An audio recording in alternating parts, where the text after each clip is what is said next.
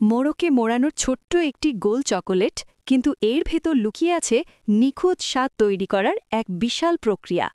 Ferrero রোসার তৈরির কাজ শুরু হয় চূড়ান্ত মানের হেজেলনাট বাছাইয়ের মাধ্যমে। হাজার হাজার বাদাম স্বয়ংক্রিয় স্ক্যানারের ভেতর দিয়ে যায়, যাতে সামান্য ভাঙা, পোড়া বা অসমান কোনো বাদাম ব্যবহারই করা না হয়।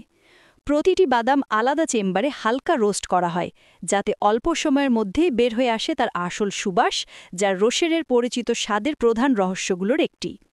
অন্যদিকে বিশাল মিক্সিং মেশিনে তৈরি হচ্ছে মোলায়েম হেজেলনাট ক্রিম।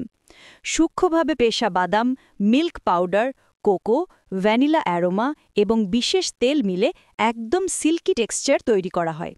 এই ক্রিমের ঘনত্ব এমনভাবে নিয়ন্ত্রণ করা হয় যাতে এটি ওয়েফারের ভেতরে ছড়িয়ে পড়লেও কখনও অতিরিক্ত তরল বা শক্ত না হয়ে যায়। একই সময়ে ভিন্ন লাইনে তৈরি হচ্ছে ওয়েফার শেল। খুব পাতলা ছাঁচে ঢালা মিশ্রণকে নিচু তাপে বেক করা হয়, যাতে তৈরি হয় হালকা, খালি, ভঙ্গুর একটি গোল কাঠামো। শুরু হয় আসল কারিগরি জাদু। প্রতিটি ওয়েফারের কেন্দ্রে বসানো হয় একটি আস্ত হেজেলনাট, যেটি নিখুঁতভাবে কেন্দ্রে থাকার মতো করে স্থাপন করা হয়। এরপর পাইপের মতো নলের মাধ্যমে ভেতরে ভরাট করা হয় নরম হেজেলনাট ক্রিম।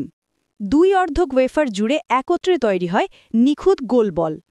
এর পরের ধাপ আরও আকর্ষণীয়, চকলেট কোটিং। বিশেষভাবে প্রস্তুত দুধ চকলেট নির্দিষ্ট তাপমাত্রায় তরল অবস্থায় রাখা হয়। ওয়েফার বলগুলো চকলেটের ভেতরে ডুবে না গিয়ে উপরের দিক দিয়ে ঘুরে সম্পূর্ণ কোটেড হয়, আর সেই চকলেটের সঙ্গে মিশে থাকে ছোট ছোট হেজেলনাট পিস, যা রোশেরের সেই পরিচিত ক্রাঞ্চ তৈরি করে। কোটিং শেষ হওয়ার সাথে সাথে বলগুলো কুলিং টানেলের ভেতর প্রবেশ করে, যেখানে ঠান্ডা বাতাস ধীরে ধীরে চকলেটকে শক্ত করে দেয়। বেশি ঠান্ডা হলে চকলেট ফেটে যাবে, কম ঠান্ডা হলে আকৃতি বিকৃত হবে।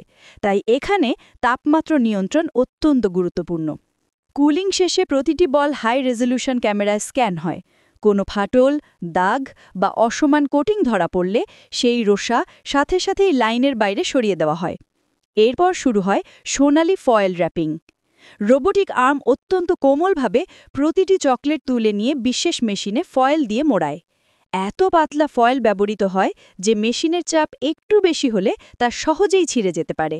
তাই চাপ, গতি আর তাপমাত্রা সবই নিখুঁতভাবে নিয়ন্ত্রিত হয়। মোড়ক লাগার সঙ্গে সঙ্গে চকলেটটি বসানো হয় বাদামি রঙের ছোট পেপার কাপের মতো বেসে, যা এটিকে আরও আলাদা ও প্রিমিয়াম লুক দেয়। এরপর বাক্স ভর্তি করার পালা।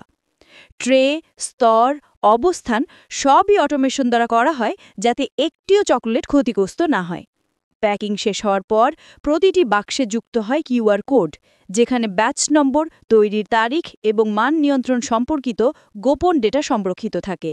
এরপর বাক্সগুলো যায় ঠান্ডা গুদামে, যাতে পুরো ব্যাচকে স্থিতিশীল রাখা যায়।